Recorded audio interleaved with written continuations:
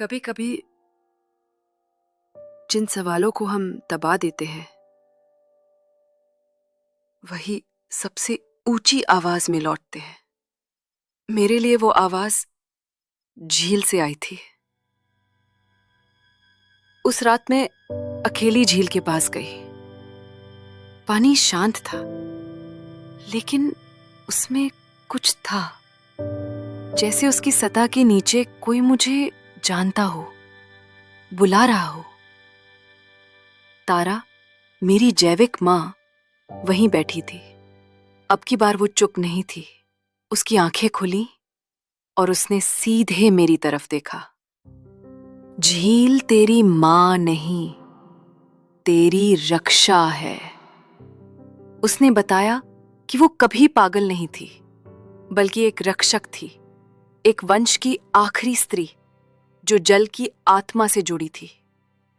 मुझे बचाने की कोशिश में वो मुझे झील से जोड़ना चाहती थी, लेकिन सविता मां ने मुझे वहां से निकाल लिया और सबने तारा को पागल मान लिया। मुझे समझ नहीं आया किस पर विश्वास करूं, सविता मां जिन्होंने मुझे पाला, या तारा जो मुझे किसी और सच से जोड़ रही थी। मैं जमीन पर बैठी थी, उलझन में, रोती हुई।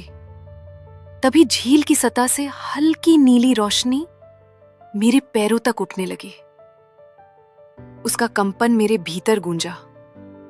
अगले ही पल मेरी आंखें बंद हो गई और मैं एक अजीब से सपने में चली गई।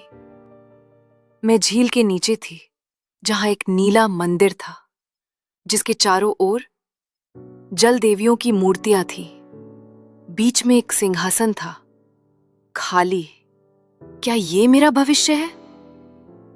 तभी एक आवाज गूंजी, जैसे आकाश बोल रहा हो, जो मां को छोड़ेगी वही रक्षक बनेगी। मैं हिल गई थी। क्या मुझे मां से दूर होना होगा, उनसे जिन्होंने मुझे प्यार दिया, बचाया? क्या मैं सिर्फ एक बेटी थी या एक रक्षक बनने वाली थी?